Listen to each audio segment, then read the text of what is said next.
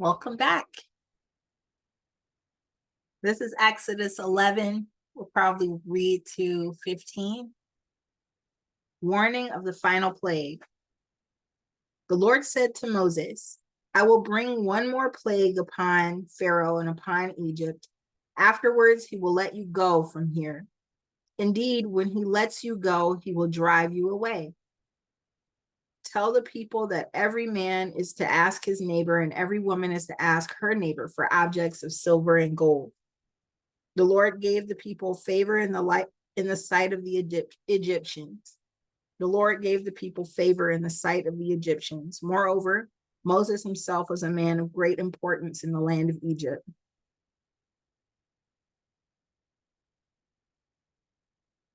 Okay. Let me share this again with you so you can follow along with me. I might as well. Such as it is, because I keep forgetting. But let's see. Tell the people that every man is to ask his neighbor and every woman is to ask her neighbor for objects of silver and gold. The Lord gave the people favor in the sight.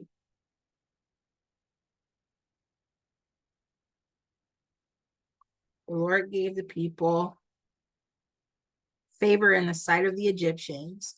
Moreover, Moses himself was a man of great importance in the land of Egypt, in the land of Pharaoh's officials, and in the sight of the people.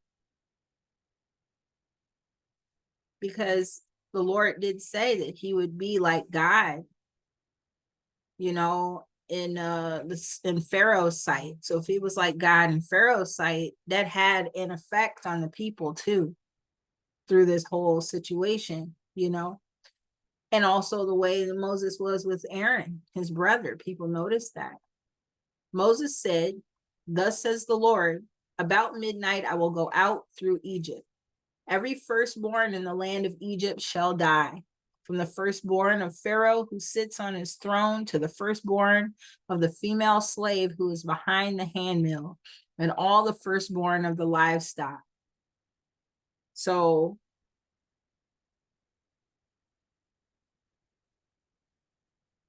this reminds me of what the Lord had just said about this. Israel is my firstborn, and you won't let them go. Israel is my firstborn. He says, so I'm going to take it out on your firstborn. Okay. Then there will be a loud cry throughout the whole land of Egypt, such as never been or will ever be again. But not a dog shall growl at any of the Israelites, not at people, not at animals, so that you may know that the Lord makes a distinction between Egypt and Israel. There is a distinction between the Lord's people and the people, the common people. There are people who worship the Lord, and then there are people who don't. And there is a distinction. I want to put that down here. There will be a loud cry throughout the whole land of Egypt, such has never been or will ever be again. But not a dog shall growl at any of the Israelites, not at people, not at animals, so that you may know that the Lord makes a distinction between Egypt and Israel.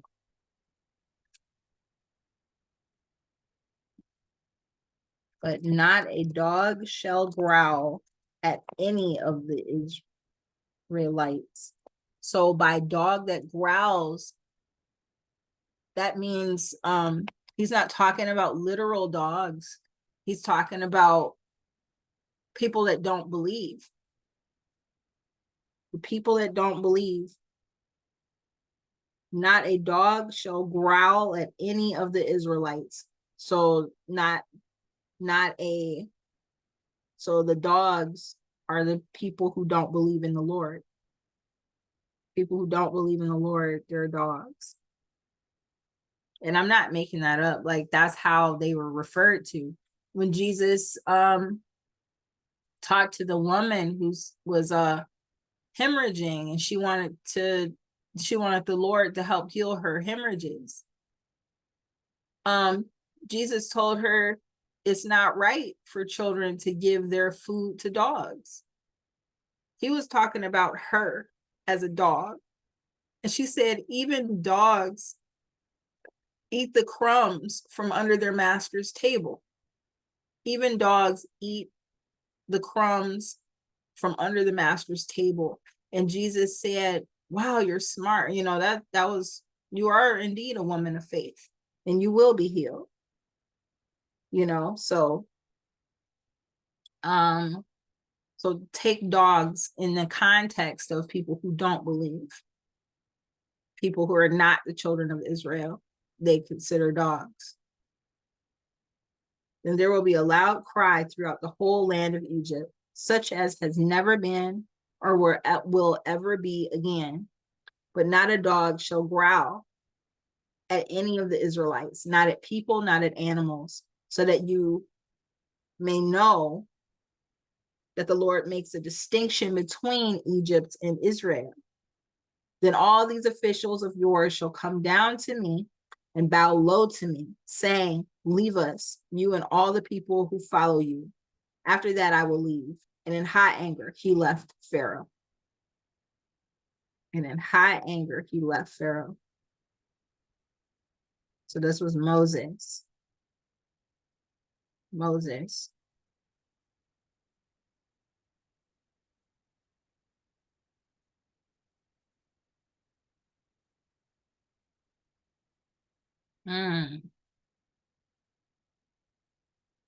Then all these officials of yours shall come down to me and bow low to me, saying, leave us, you and all the people who follow you.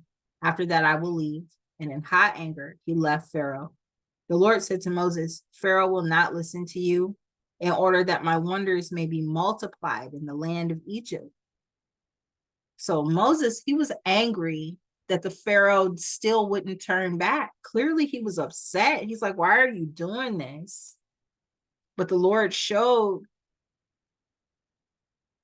Moses why he wasn't listening to him. He said, listen, Moses or Pharaoh will not listen to you, Moses, in order that my wonders may be multiplied in the land of Egypt. So even though you don't understand why he's doing this type of stuff, he's being so hard-hearted,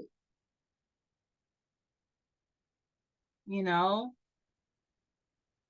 And he was very hurt. I think Moses was hurt that the firstborns had to die. Man, Moses, he says, Pharaoh will not listen to you in order that my wonders may be multiplied in the land of Egypt. Moses and Aaron performed all these wonders before Pharaoh, but the Lord hardened Pharaoh's heart, and he did not let the people of Israel go out of his land. The first Passover instituted. The Lord said to Moses and Aaron in the land of Egypt, this month shall mark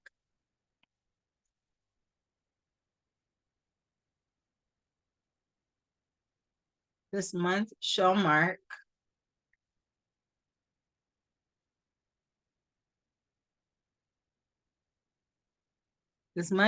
for you the beginning of months.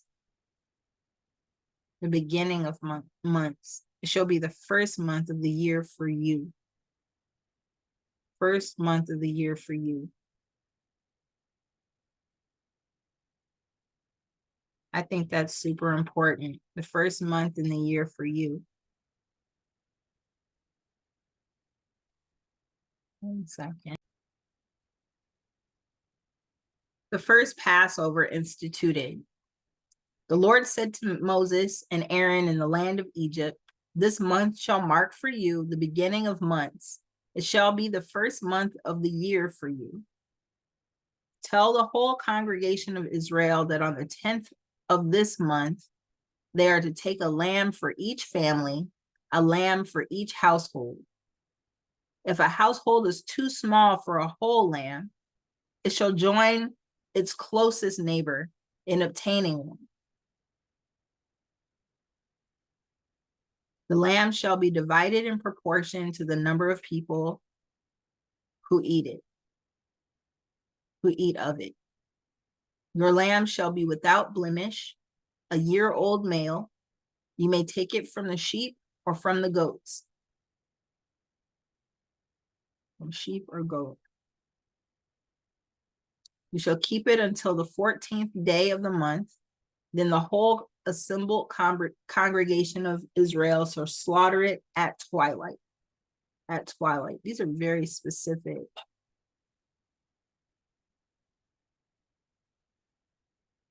They shall take some of the blood and put it on the 2 doorposts and the lintel of the houses in which they eat it. They shall take some of the blood and put it on the 2 doorposts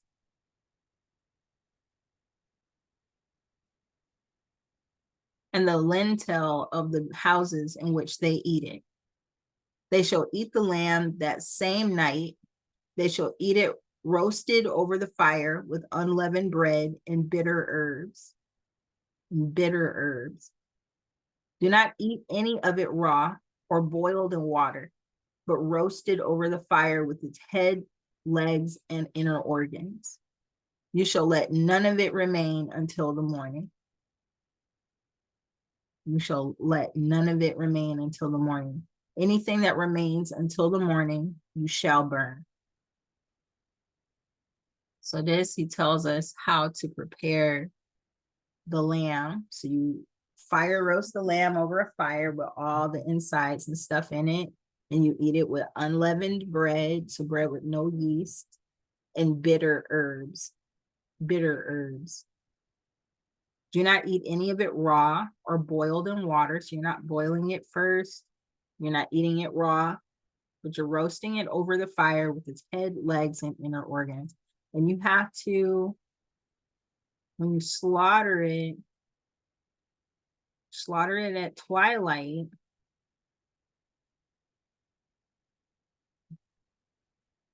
Interesting. Okay. I'm looking at this because my parents were Muslims and they ate lamb and goat and they ate lamb, right?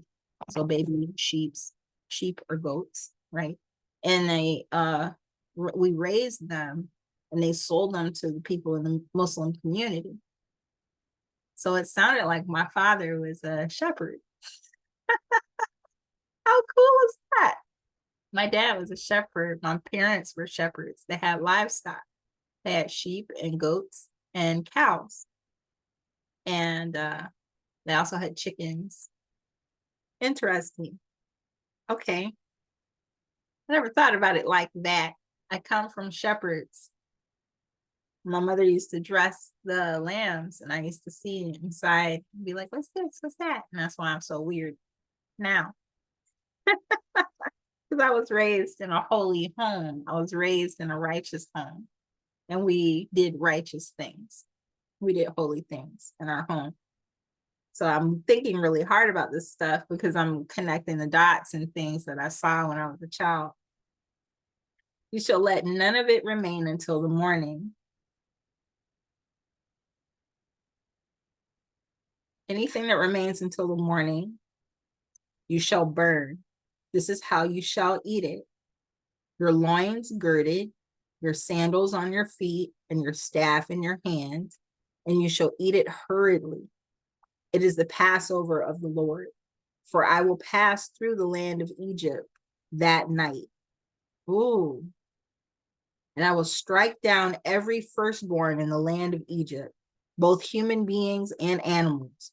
On all the gods of Egypt, I will execute judgments. I am the Lord. On all the gods of Egypt, I will execute the judgments. I am the Lord. So the day that the Lord executed judgments against Egypt, that was the Passover. First Passover. I want to write that down. First Passover.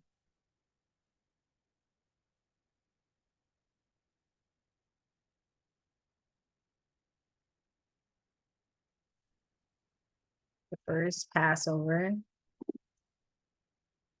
is when the Lord God of hosts passed over Egypt and struck down the first born of all of the humans and animals, except for those of the Israelites. First Passover. And he said that that was the first day. Hold on. This month shall mark for you the beginning of months. Should be the first month of the year for you. The first Passover was the beginning of months and the first month of the year for you, children of Israel. So we had a new calendar.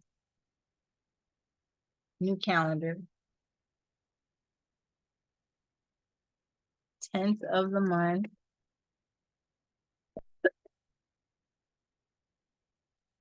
Excuse me, a lamb for each family. If a household is too small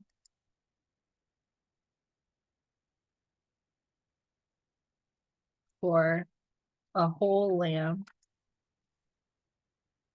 it shall join its closest neighbor in obtaining one. The lamb shall be divided into proportion to the number of people who will eat it. So the reason why I'm finding this important to write down is because guilt offerings and sin offerings, I want to know the ins and outs of that. If a household is too small for a whole lamb, it shall join its closest neighbor in obtaining one. The lamb shall be divided into proportion to the number of people who will eat it. Okay, who will eat of it? It should be without blemish, a male, a year-old male. Some sheep or goats. Keep it until the 14th day of the month. Then the whole assembled congregation of Israel shall slaughter it at twilight. All right, I had to write that because I'm taking note of sin offerings and guilt offerings, which is something that I believe I need to be able to provide. Sin offering, guilt offering. I'm going to call this that, even though this was here, this was about the first males being born, being killed. So the blood from the lamb on the doorpost, according to this,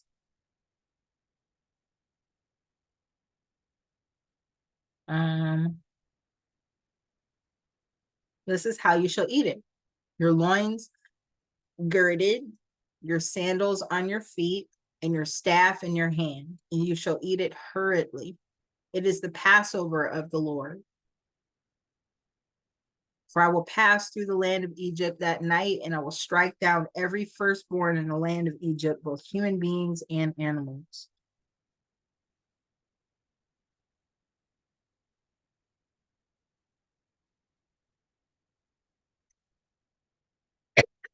Excuse me.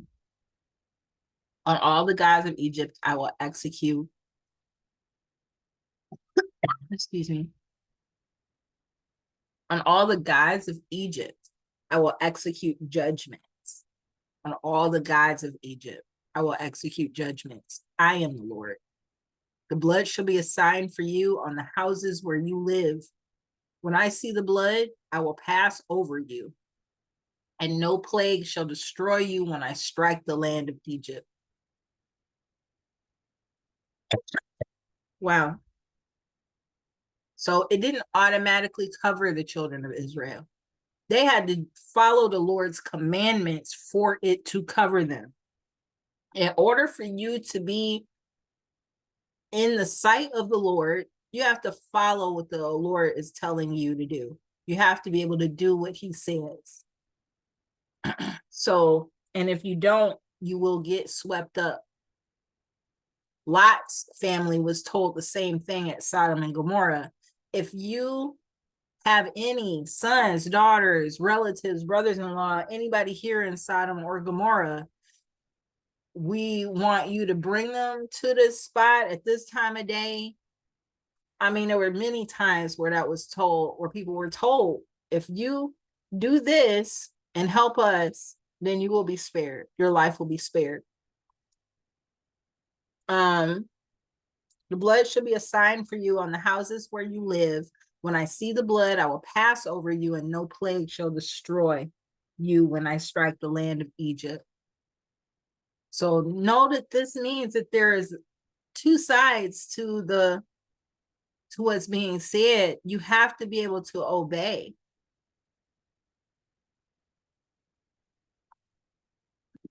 Obey the Lord and put the blood on your doorpost. Right? So I'm not telling you to go put blood on your doorpost, but if the Lord told you to go do that, you probably should go to a butcher and find out how you can get some lamb's blood, is what I'm trying to tell you to do. If that's what the Lord told me to do, that's what I would do it. And that's what I would do. And I would have no problem seeking out what I needed to do to execute on obeying what the Lord is commanding of me. This day shall be a day of remembrance for you. You shall celebrate it as a festival to the Lord. So you celebrate the first Passover as a festival to the Lord. Throughout your generations, you shall observe it as a perpetual ordinance. Throughout your generations, that means that we are supposed to observe it. Okay. You shall observe it as a perpetual ordinance.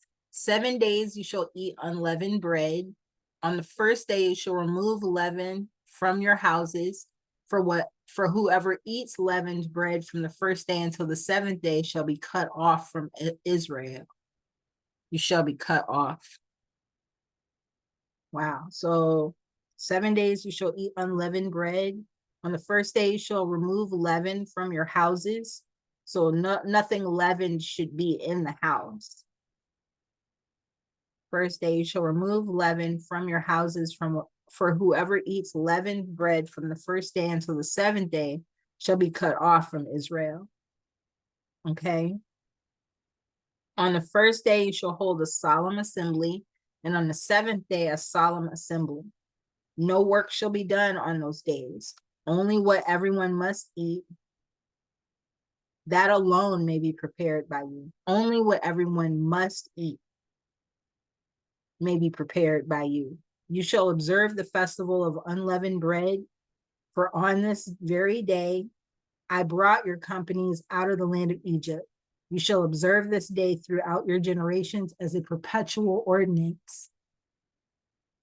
In the first month, from the evening of the 14th day until the evening of the 21st day, you shall eat unleavened bread.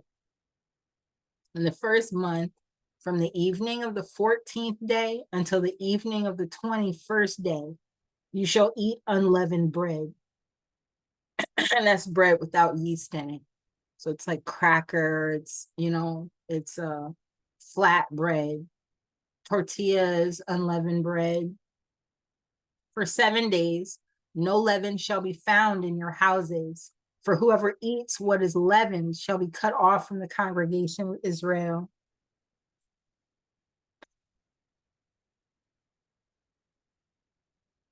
Whether an alien or a native of the land. You shall eat nothing leavened. In all your settlements, you shall eat unleavened bread. Then Moses called all the elders of Israel and said to them, Go select lambs for your families and slaughter the Passover lamb. Take a bunch of hyssop, dip it in the blood that is in the basin, and touch the lintel and the two doorposts with the blood in the basin. So that's like the doorway of the entrance of their home. None of you shall go outside the door of your house until morning, for the Lord will pass through to strike down the Egyptians.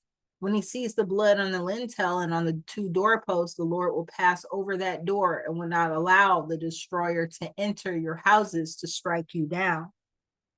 This is the destroyer. This is the same destroyer that destroyed Sodom and Gomorrah. Sodom and Gomorrah. You shall observe this rite as a perpetual ordinance for you and your children. You shall observe this rite as a perpetual ordinance for you and your children. When you come to the land that the Lord will give you, as he has promised, you shall keep this observance. You will still keep this observance. You shall say it is the Passover sacrifice to the Lord, for he passed over the houses of the Israelites in Egypt when he struck down the Egyptians, but spared our houses. And the people bowed down and worshiped. Notice that the people bowed down and worshiped. All the people believed then. The Israelites went and did just as the Lord had commanded Moses and Aaron. The 10th plague, death of the firstborn. At midnight, the Lord struck down all the firstborn in the land of Egypt, from the firstborn of Pharaoh, who sat on his throne, to the firstborn of the prisoner who was in the dungeon, and all the firstborn of the livestock. Pharaoh arose in the night, he and all his officials and all the Egyptians, and there was a loud cry in Egypt, for there was not a house without someone dead. Then he summoned Moses and Aaron in the night and said, "Rise up, go away from my people, both you and the Israelites." Go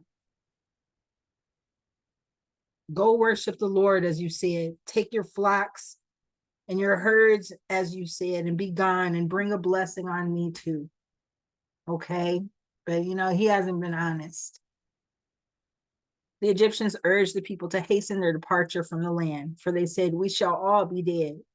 So the people took their dough before it was leavened, with their kneading bowls wrapped up on their cloaks, on their shoulders. Dough before it was leavened, with their kneading bowls wrapped up in their cloaks on their shoulders. The Israelites had done as Moses told them. They had asked the Egyptians for jewelry of silver and gold and for clothing. And the Lord had given the people favor in the sight of the Egyptians, so that they let them have what they asked. And so they plundered the Egyptians. The Israelites journeyed from Ramesses to Succoth, about 600,000 men on foot. It was 600,000 of them.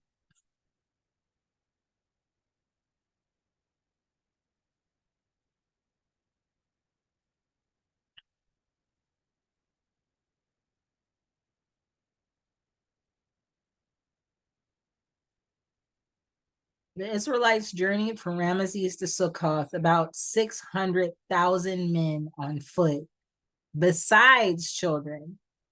A mixed crowd also went up with them, and livestock in great numbers, both flocks and herds.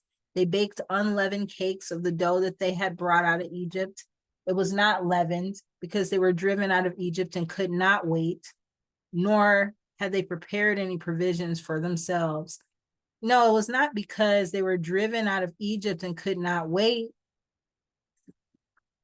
They had already told them not to have leavened bread, not to eat the leavened bread. They told them that.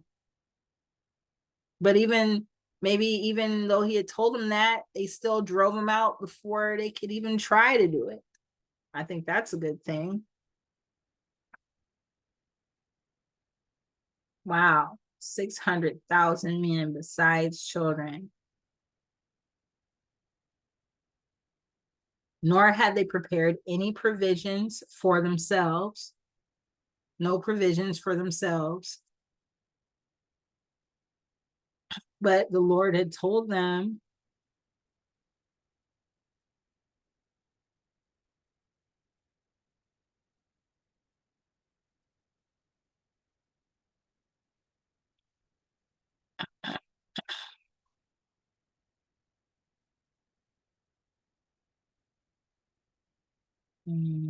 Passover sacrifice. You shall eat nothing leavened, in all your settlements you shall eat unleavened bread. You shall eat nothing leavened, in all your settlements you shall eat unleavened bread. Interesting. They said it was not leavened because they were driven out of Egypt and could not wait. But it was not leavened because the Lord told them not to leaven the bread. That's why. Nor had they prepared any provisions for themselves. They were told not to. They were told not to prepare anything other than their usual provisions and not to go anything past that. So it seems like they didn't even have time to do that. The time that the Israelites had lived in Egypt was 430 years.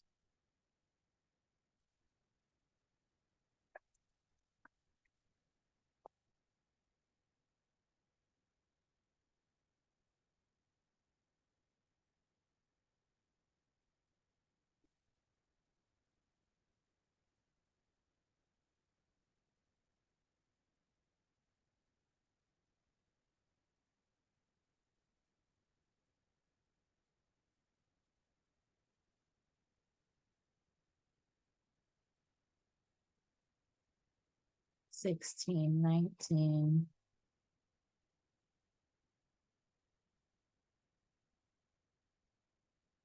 So pretty much it's been 400 years. I just think that's a very interesting parallel. The time that the Israelites had lived in Egypt was 430 years. We as Black people are strangers in a foreign land, and we're trying to make it our own. But we're trying to make it our own in the way of the people who are foreign to us.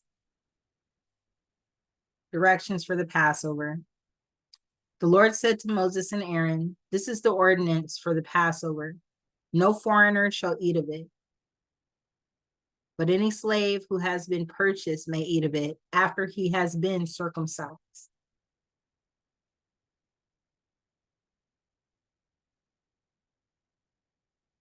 So this is the ordinance for the Lord to pass over the land.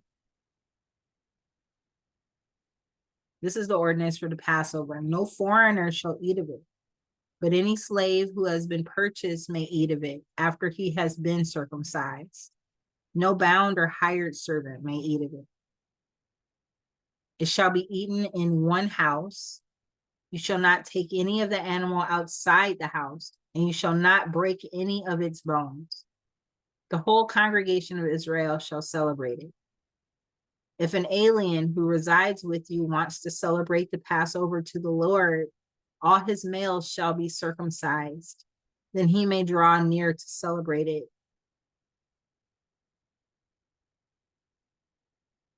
Then he may draw near to celebrate it. If an alien who resides with you wants to celebrate the Passover to the Lord, all his males shall be circumcised. Then he may draw near to celebrate it. He shall be regarded as a native of the land, but no uncircumcised person shall eat of it. There shall be one law for the native and one for the alien who resides among you.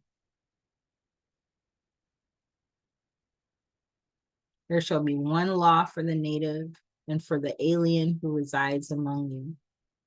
One law for the native and one law for the alien. All the Israelites did just as the Lord had commanded Moses and Aaron. That very day, the Lord brought the Israelites out of the land of Egypt, company by company. The Lord said to Moses, Consecrate to me all the firstborn, whatever is the first to open the womb among the Israelites of human beings and animals is mine. Consecrate to me all the firstborn. Consecrate to me all the firstborn. Go back here.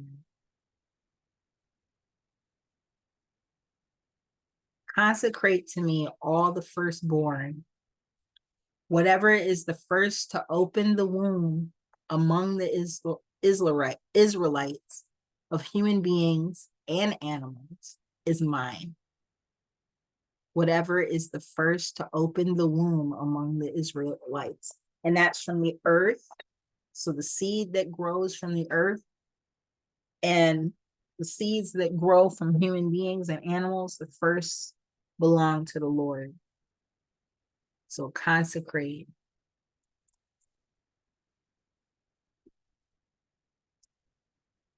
Consecrate, biblical meaning. Consecration is giving yourself to the Lord to become a living sacrifice. I exhort you, therefore, brothers, through the compassions of God, to present your bodies a living sacrifice, holy, well-pleasing to God, which is your reasonable service.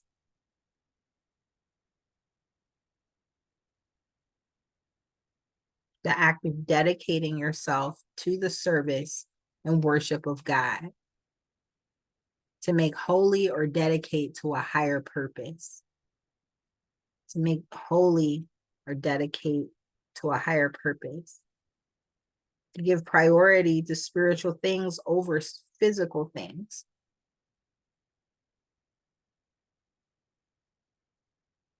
Example of consecration: make holy or to dedicate to a higher purpose.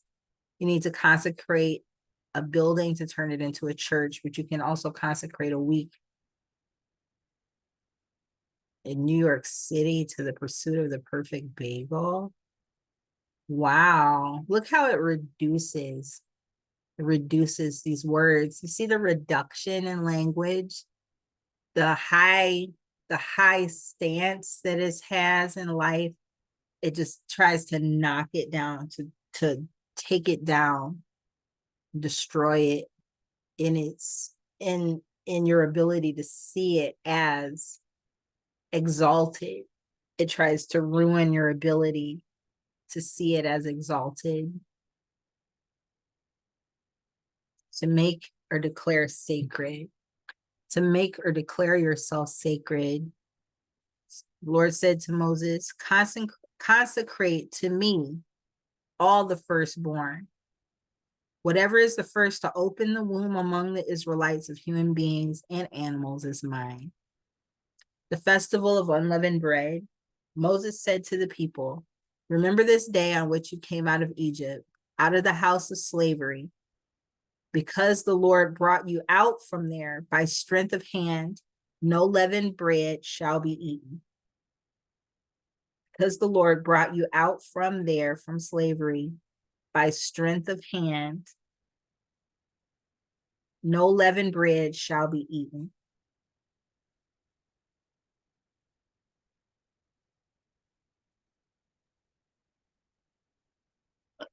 Today, in the month of Abib, you are going out.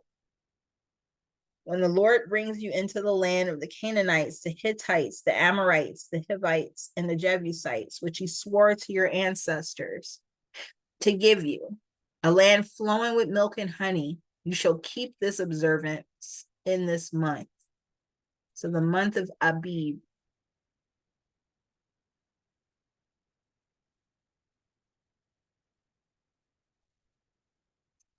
The new first month of the year.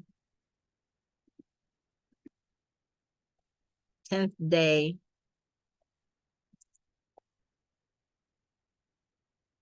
14th day.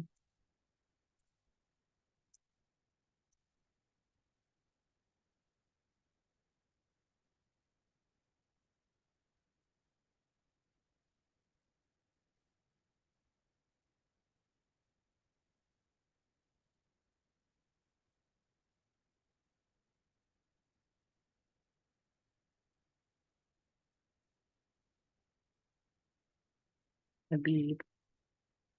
I'm curious about this.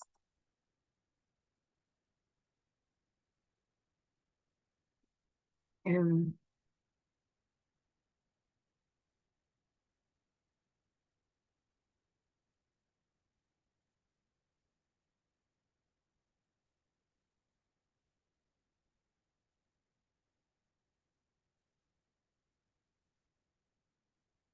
what month is the Hebrew month Abib? The first month of the Jewish ecclesiastical year, corresponding nearly to the Gregorian April. Gregorian, I don't think so. That sounds like Greek. Abib, Nisan.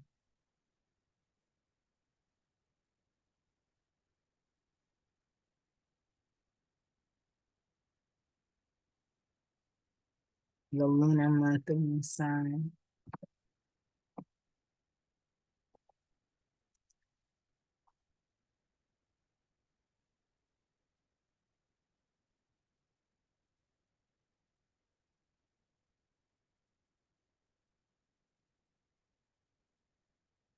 The new year.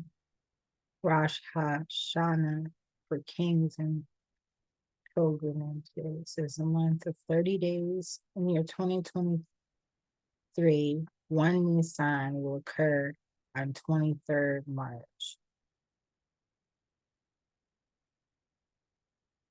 Nisan. Lunisolar.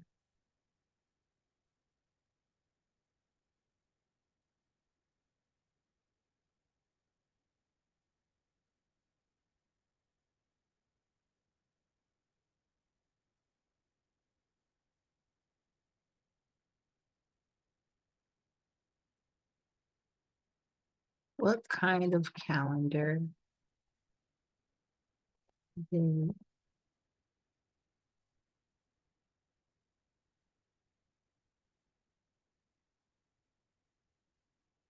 Prophet Muhammad use?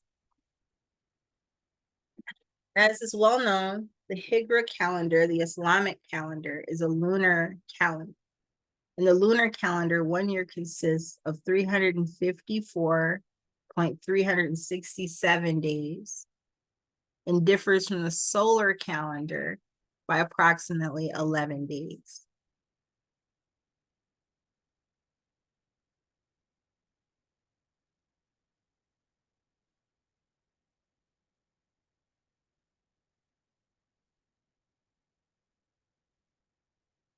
Hijri calendar of Muslim calendar, dating system used in the Islamic world for religious purposes. Most countries now use the Gregorian calendar for civil purposes. So this would be, you see how that lines up? I don't know if you saw how we got to this place, but today in the month of Abib, you are going out. When the Lord brings you into the land, okay, 7 days you shall eat unleavened bread, and on the seventh day there shall be a festival to the Lord. Today in the month of Abib, you're going out. So it didn't happen on the first of the month. It happened on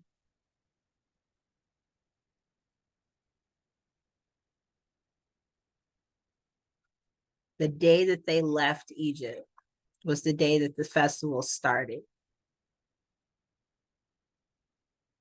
The day the Passover happened.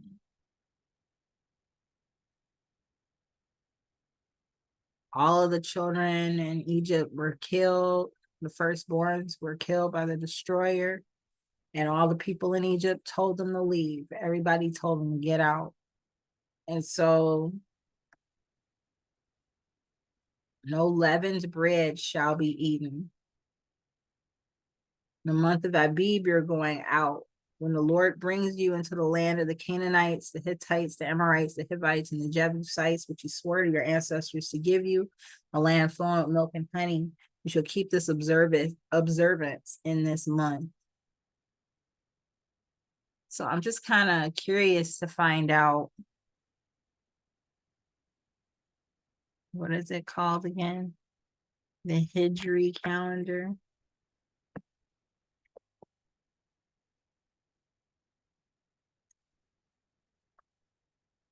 Let's see what the Hijri calendar looks like, the Islamic calendar.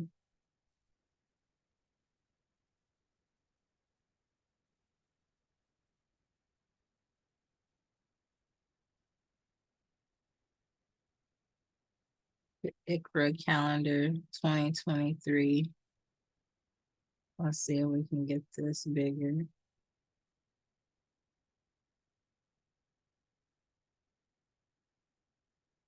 Okay, so this would be January.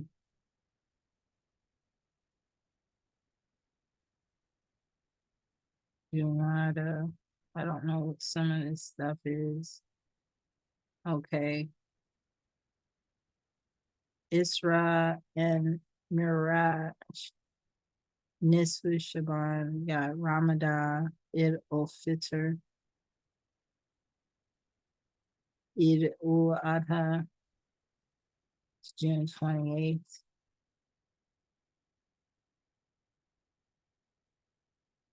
Islamic New Year is July 19th.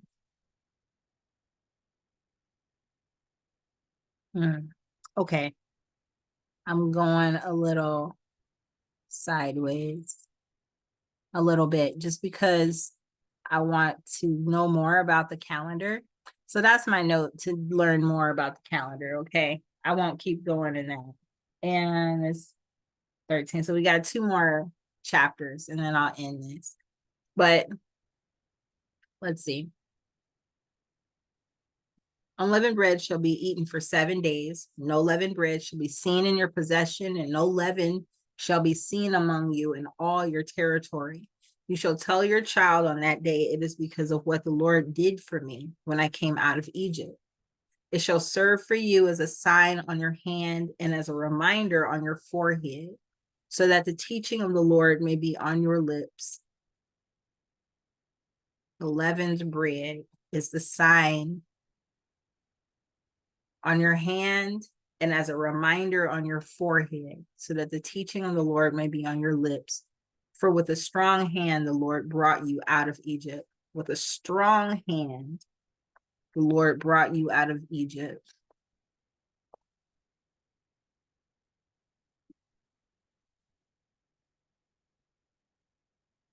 What? With a strong hand, the Lord brought you out of Egypt.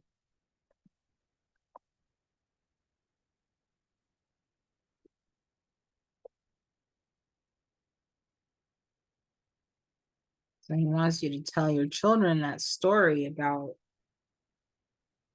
what your Lord did for you when you came out of Egypt. We shall keep this ordinance at its proper time from year to year.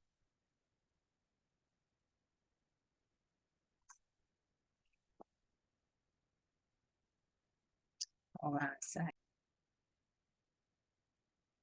The consecration of the firstborn. When the Lord had brought you into the land of the Canaanites, as he swore to you and your ancestors has given it to you. Wait, when the Lord has brought you into the land of the Canaanites, as he swore to you and your ancestors, and has given it to you, you shall set apart to the Lord all the first opens the womb. You shall set apart to the Lord all the first opens the womb. All the firstborn of your livestock that are males shall be the Lord's. But every firstborn donkey you shall redeem with a sheep. If you do not redeem it, you must break its neck. Every firstborn male among your children you shall redeem. I want to look up redeem. I know redeem as far as money, like if I have a voucher, I can redeem it for whatever the value of the voucher is. Redeem, biblical meaning.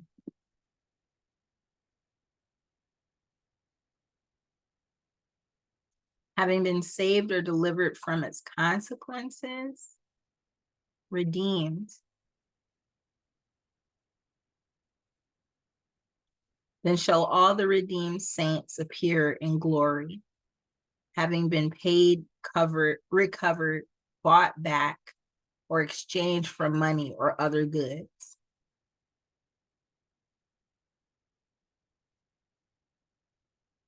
In the Old Testament, redemption involves deliverance from bondage based on the payment of a price by a redeemer.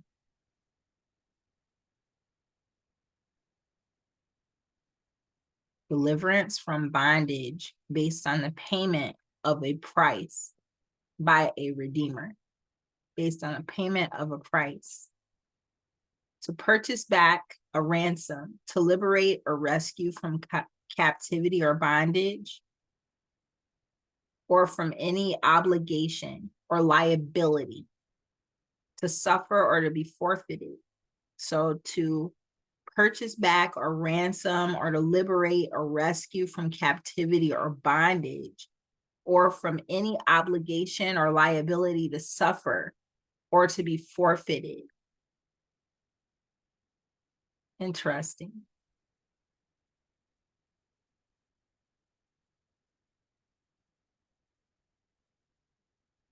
To redeem time is to use more diligence. Okay. A negative thing, choice, or action came first, causing this need.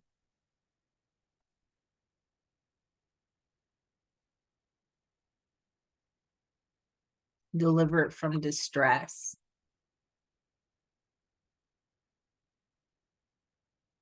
Buying back or repurchasing what was previously forfeited or lost. Previously forfeited. So according to this, I previously forfeited my salvation. I previously forfeited my salvation by sinning. And I am seeking to be redeemed by the Holy Redeemer. He is the only one. He's the only one that could do that. That's pretty exciting. Consecration of the firstborn. And I see also where that door was open for this idea that the Trinity is what solves this situation, and it isn't. That's not even a thing. And let's take it back to basics. Okay, back to basics.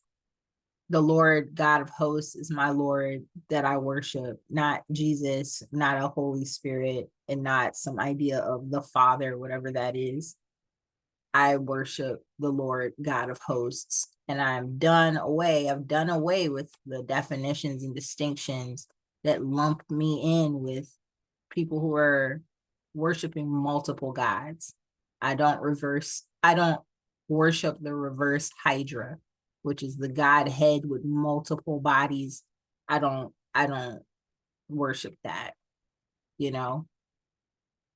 The consecration of the firstborn. When the Lord has brought you into the land of the Canaanites, as he swore to you and your ancestors, and has given it to you, you shall set apart to the Lord all the first opens of the womb. All the firstborns of your livestock that are males shall be the Lord's. But every firstborn donkey you shall redeem with a sheep. So the Lord said, you know, he doesn't want you to sacrifice the donkeys. Every firstborn donkey, you redeem that donkey with the sheep. If you do not redeem the donkey, that firstborn, you must break its neck. You must kill it. Every firstborn male among your children, you shall redeem. So you redeem those with the lamb. Every firstborn male among your children, you shall redeem.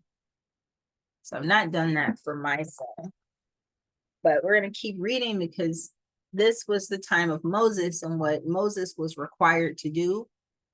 I don't know how much of this I was required to do. And until we read the Quran, I don't think it's going to make a connection for us around sacrifice. So we'll take note of those things. Every firstborn male among your children you shall redeem. When in the future your child asks you, what does this mean? You shall answer, by strength of hand, the Lord brought us out of Egypt, from the house of slavery. When Pharaoh stubbornly refused to let us go, the Lord killed all the firstborn in the land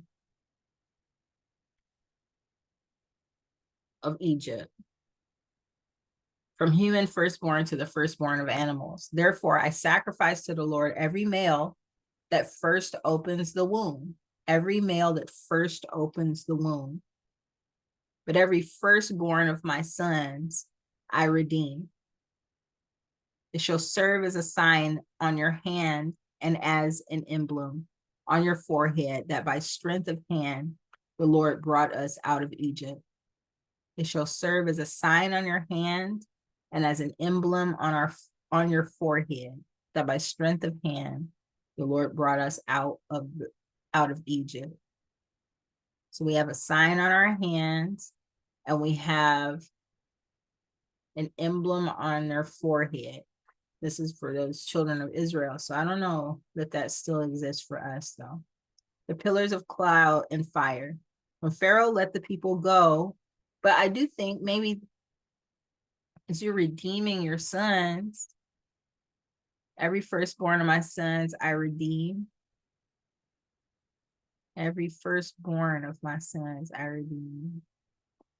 And also know that they were marrying multiple wives, so they would have multiple firstborns from the wives. Oh, wow. And I think maybe I'm understanding having a firstborn by another husband, having your husband's firstborn, having your husband's firstborn. That's not the same as having multiple children out of wedlock, like I've done. The pillars of cloud and fire. When Pharaoh let the people go, God did not lead them by way of the land of the Philistines, although that was nearer, for God thought if the people face war, they may change their minds and return to Egypt.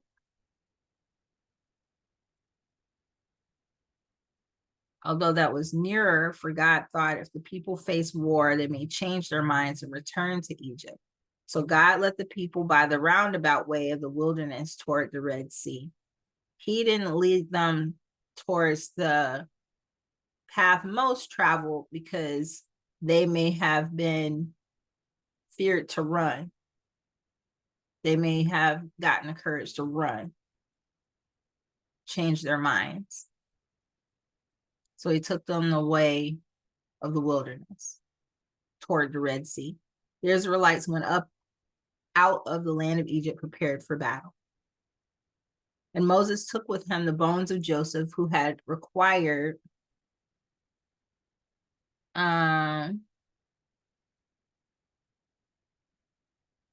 Moses took with him the bones of Joseph, who had required a solemn oath of the Israelites, saying, God will surely take notice of you, and then you must carry my bones with you from here. They set out from Sukkoth and encamped at them on the edge of the wilderness. They took Joseph's bones with them. The Lord went in front of them in a pillar of cloud by day to lead them along the way, and in a pillar by fire by night to give them light, so that they might travel by day and by night. Neither the pillar of cloud by day nor the pillar of fire by night left its place in front of the people. So it stayed there the whole time for them, crossing the Red Sea. Then the Lord said to Moses, tell the Israelites to turn back and camp in front of Pi-hahiroth, between Migdol and the sea, in front of Baal-zephon. You shall camp opposite it by the sea. Pharaoh will say of the Israelites, they are wandering aimlessly in the land, the wilderness has closed in on them. I will harden Pharaoh's heart, and he will pursue them, so that I will gain glory for myself over Pharaoh and all his army. And the Egyptians shall know that I am the Lord. And they did so. When the king of Egypt was told that the people had fled, the minds of Pharaoh and his officials were changed toward the people.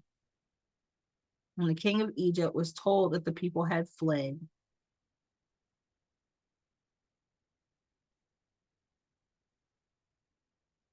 when the king of Egypt was told that the people had fled,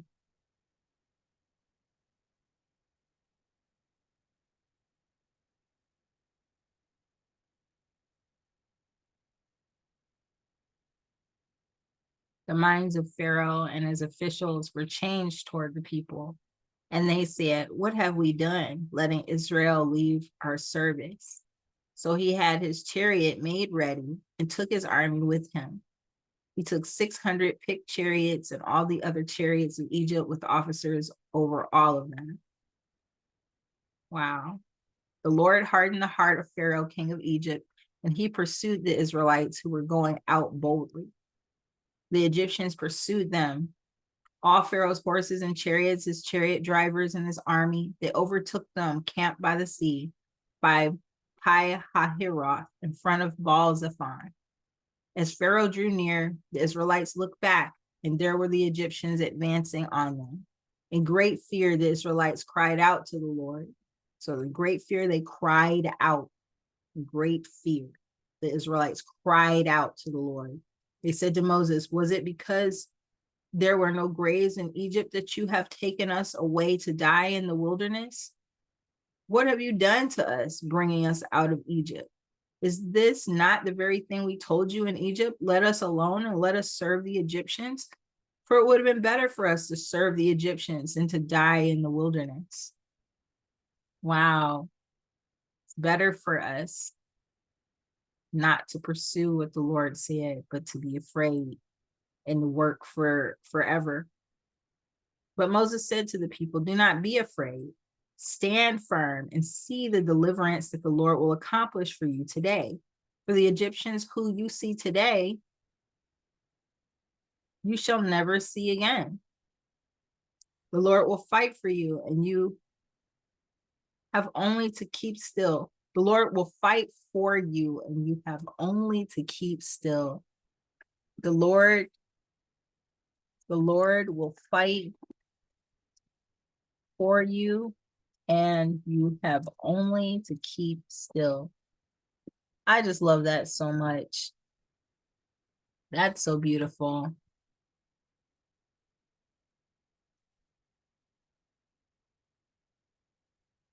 The Lord will fight for you, and you have only to keep still.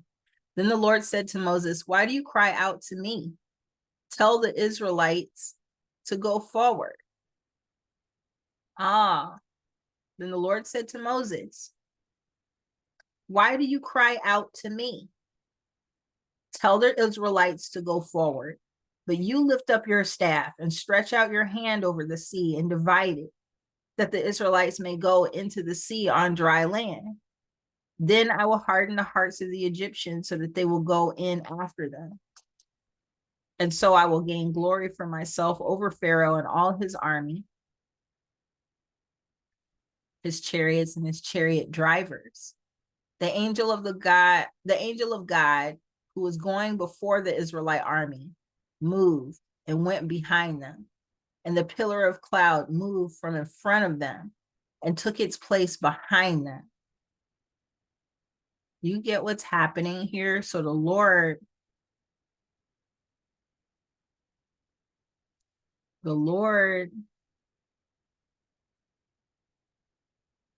angel of God who was moving before the Israelite army moved and went behind them. And the pillar of cloud moved from in front of them and took its place behind them. It came between the army of Egypt and the army of Israel. Isn't that incredible? The angel of God and the pillar of cloud stood between the army of Egypt and the army of Israel. And at that time, they were an army now. And so the cloud was there with the darkness. and it lit up the night. One did not come near the other all night.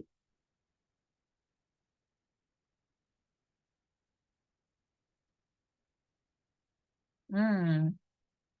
Then Moses stretched out his hand over the sea. The Lord drove the sea back by a strong east wind all night and turned the sea into dry land, and the waters were divided. The Israelites went into the sea on dry ground, the waters forming a wall for them on their right and on their left. The Egyptians pursued and went into the sea after them, all of Pharaoh's horses, chariots, and chariot drivers. At the morning watch, the Lord in the pillar of fire and cloud looked down upon the Egyptian army and threw the Egyptian army into panic. He clogged their chariot wheels so that they turned with difficulty. The Egyptians said, "Let us flee from the Israelites, for the Lord is fighting for them against Egypt." Wow. The pursuers drowned. Then the Lord said to Moses, "Stretch out your hand over the sea, so that the water may come back upon the Egyptians, upon their chariots and their chariot drivers."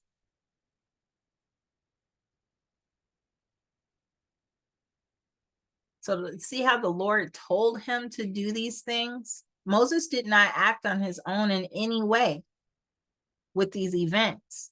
Now, there were times where Moses did things to kindle the Lord's anger against him, you know? So Moses stretched out his hand over the sea, and at dawn, the sea returned to its normal depth. As the Egyptians fled before it, the Lord tossed the Egyptians into the sea. The waters returned and covered the chariots and chariot drivers, the entire army of Pharaoh that had followed them into the sea. Not one of them remained, but the Israelites walked on dry ground. Through the sea, the waters forming a wall for them on their right and on their left. Thus the Lord saved Israel that day from the Egyptians, and Israel saw the Egyptians dead on the seashore. Israel saw the great work that the Lord did against the Egyptians, so the people feared the Lord and believed in the Lord and in his servant Moses. So this is Exodus 15. I'm going to read 15 and then I'm going to start 16 with the next one, okay? The Song of Moses. Then Moses and the Israelites sang this song to the Lord. "I will sing to the Lord, for he has triumphed gloriously. Horse and rider he has thrown into the sea. The Lord is my strength and my might, and he has become my salvation. This is my God, and I will praise him, my father's God, and I will exalt him. The Lord is a warrior. The Lord is his name. Pharaoh's chariots and his army he cast into the sea. His picked officers were sunk in the Red Sea. The floods covered them. They went down into the depths like a stone. Your right hand, O Lord, glorious in power. Your right hand, O Lord, shattered the enemy. In the greatness of your majesty, you overthrew your adversaries. You sent out your fury. It consumed them like stubble. At the blast of your nostrils, the waters piled up. The floods stood up in a heap. The deep congealed in the heart of the sea. The enemy said, I will pursue. I will overtake. I will divide the spoil. My desire shall have its fill of them. I will draw my sword. My hand will destroy them. You blew with your wind. The sea covered them. They sank like lead in the mighty waters. Who is like you, O Lord, among the gods? Who is like you, majestic in holiness, awesome in splendor, doing wonders? You stretched out your right hand, the earth swallowed them. In your steadfast love, you led the people whom you redeemed. You guided them by your strength to your holy abode. The peoples heard, they trembled, pangs seized the inhabitants of Philistia. Pangs seized the inhabitants of Philistia. And the chiefs of Edom were dismayed. Trembling seized the leaders of Moab. All the inhabitants of Canaan melted away. Terror and dread fell upon them. By the might of your arm, they became still as a stone until your people, O Lord, passed by, until the people whom you acquired passed by. You brought them in and planted them on the mountain of your own possession, the place, O Lord, that you made your abode, the sanctuary, O Lord, that your hands have established. The Lord will reign forever and ever. I want to know if this is a song that people sing.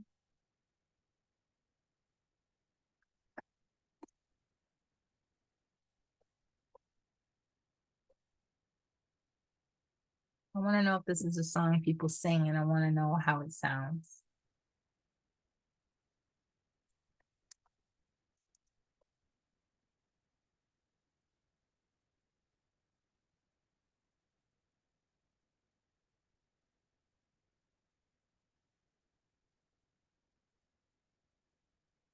Hmm.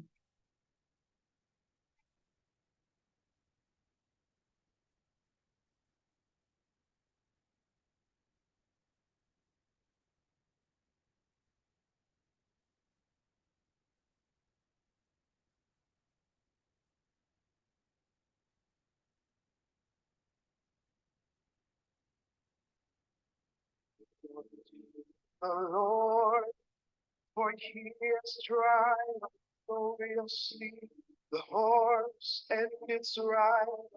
He has thrown into the sea.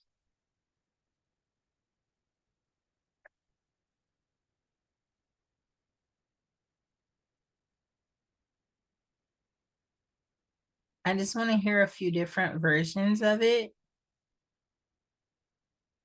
because this is people's interpretation. In my interpretation, this is a song of excitement and victory. This is an exciting song of victory.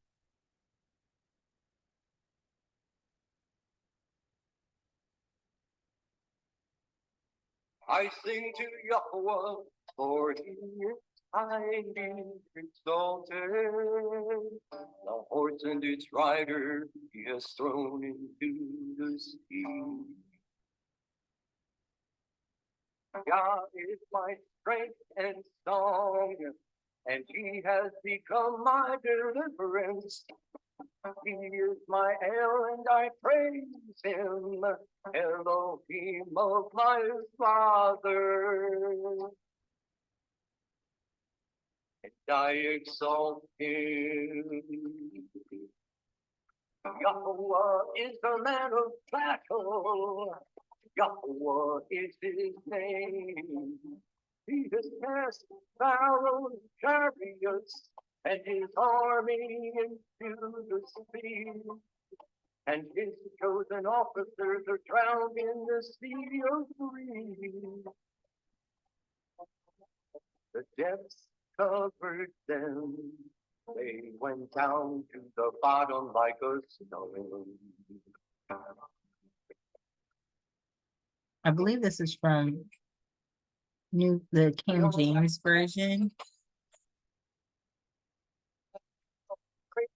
Power. You see how they're showing Jesus? And this is way before Jesus. Oh, your excellence. Pull down those who rose up against you. It's like showing clips of Jesus, which is completely inappropriate. Completely inappropriate. The King's Harp is the Song of Moses, live from Jerusalem. Let's see.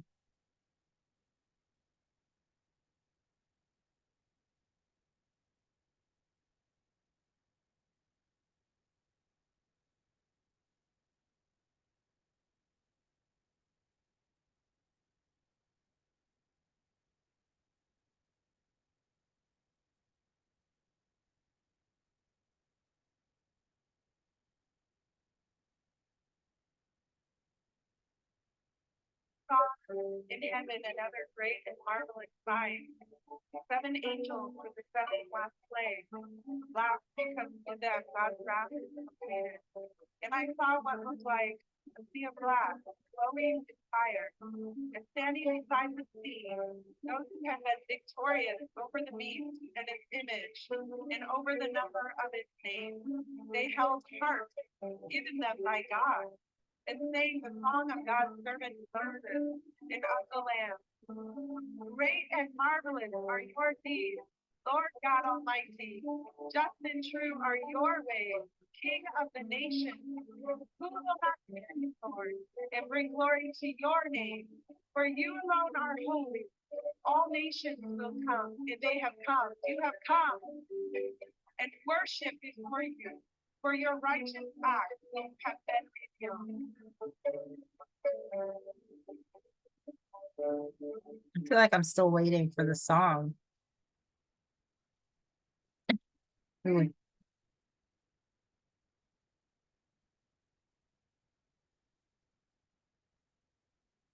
I will sing to the Lord, for he has triumphed gloriously. Born right.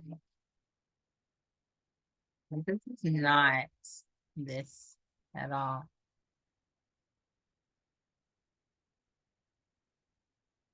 Let's try this one. I saw what looked like a sea of glass mixed with fire. Standing beside us, those who were victorious. They held harps given them by God, and sang a song of Moses, a song of the Lamb.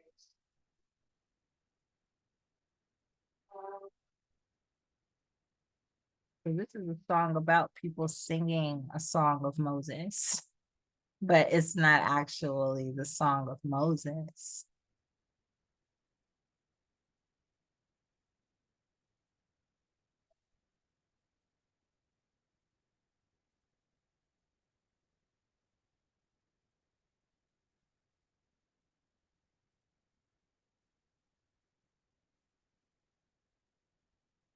Mhm.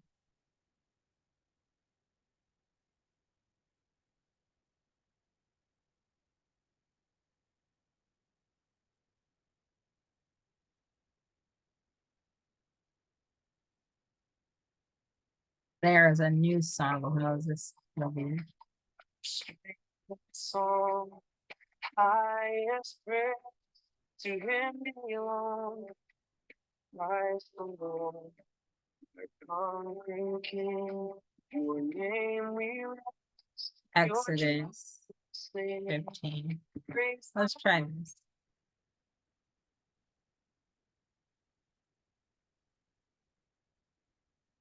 Exodus, the Song of Moses music video.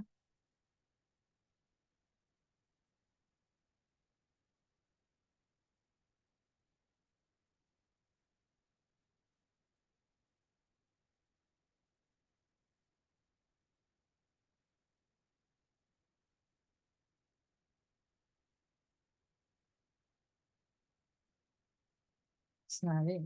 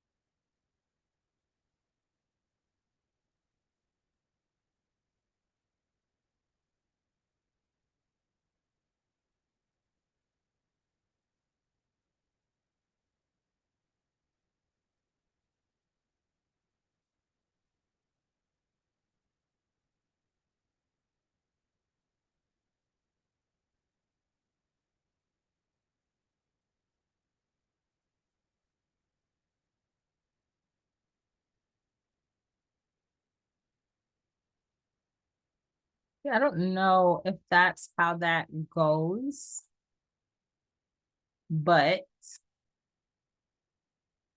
it says Hebrew Israelite music. I don't know what that means, but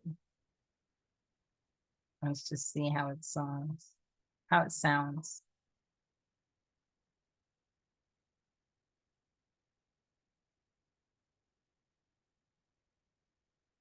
Family project. Churches.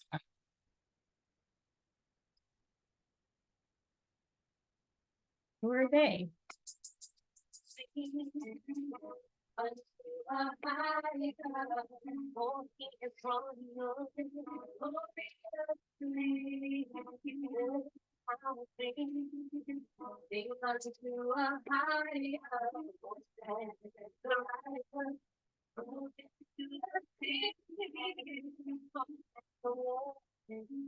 know.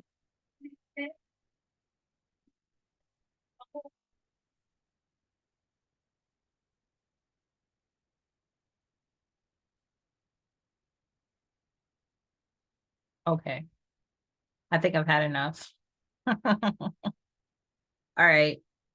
But I want to sing that. And I want the way I want to choose my own music to it. That's how I feel about it.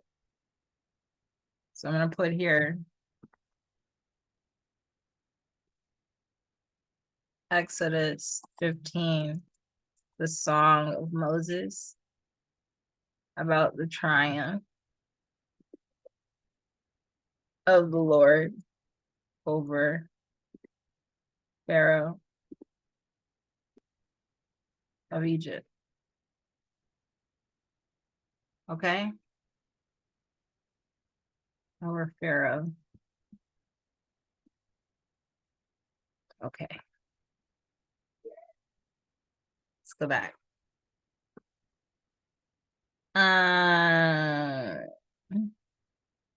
Clawed their chariot wheels so that they turned with difficulty. The Egyptians said, "Let us flee from the Israelites, for the Lord is fighting for them against Egypt." The pursuers drowned. So the people feared the Lord and believed in the Lord and his servant Moses after this. Of course, this is like crazy town. All the crazy things that are happening, all the plagues. Of course, it's nuts. So this is 15. This is the song of Miriam.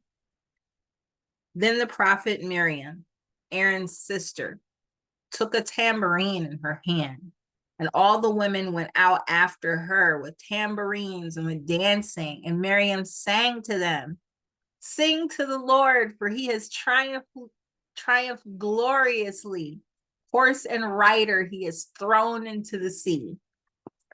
So Miriam, I recall hearing that Miriam,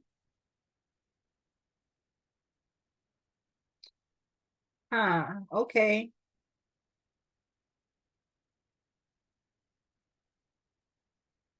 Let's see, Song of Miriam. So the prophet Miriam, Aaron's sister. So she was a prophet too.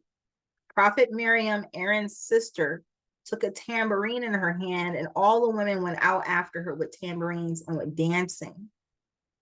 But I think something happened to her. So I want us to pay attention to Miriam. Bitter water made sweet.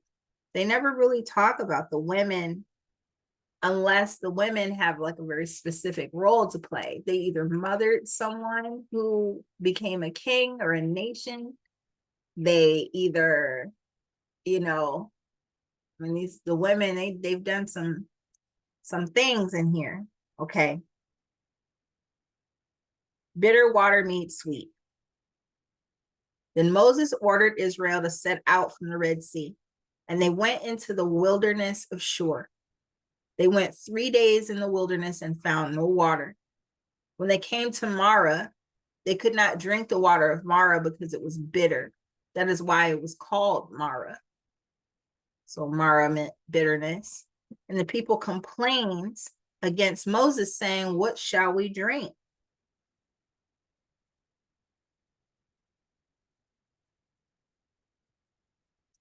He cried out to the Lord, and the Lord showed him a piece of wood. He threw it into the water, and the water became sweet. The Lord showed him a piece of wood, and he threw it into the water, or a tree, okay?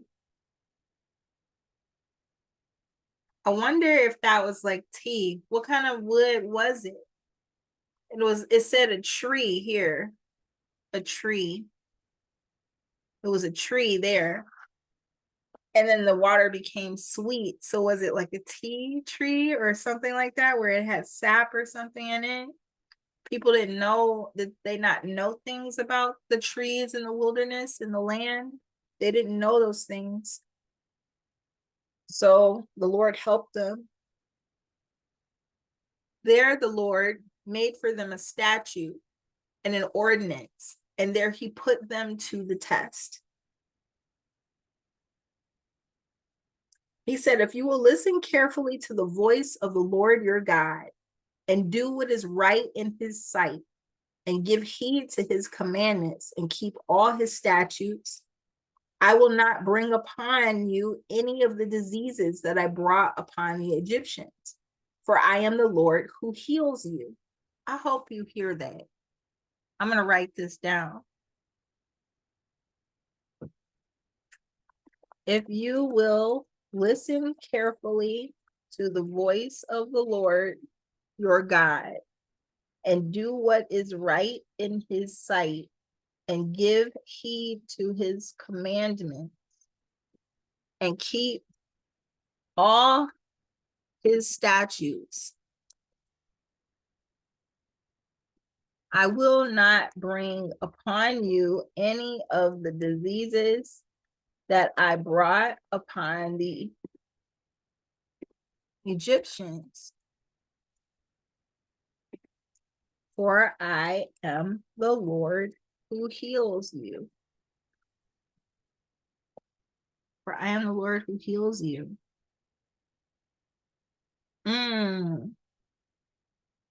He made for them a statute and an ordinance.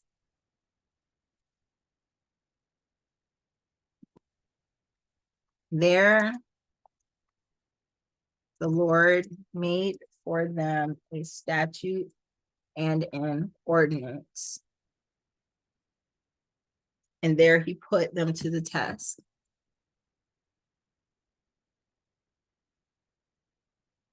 Okay.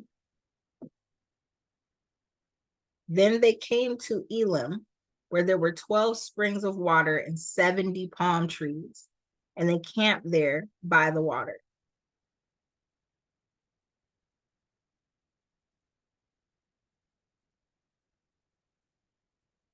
Bread from heaven. Camped there by the water. Bread from heaven. Okay, so that's it for this part of Exodus. I will see you in a little bit, and I'll read Exodus 16 through 20. Bye.